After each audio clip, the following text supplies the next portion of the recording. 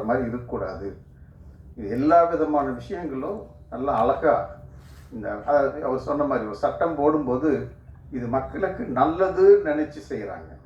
அது மக்களுக்கு எவ்வளவு தூரம் அது பிரச்சனையை கொடுக்குதுன்றத அந்த லெவலில் இருக்கவங்களால உணர முடியல.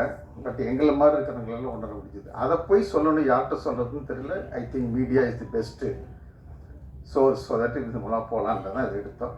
ஐ திங்க் நல்லபடியாக வந்திருக்கு. அது நல்லபடியாக வந்திருக்கா இல்லையான்றது நீங்கள் தான் சொல்லணும்.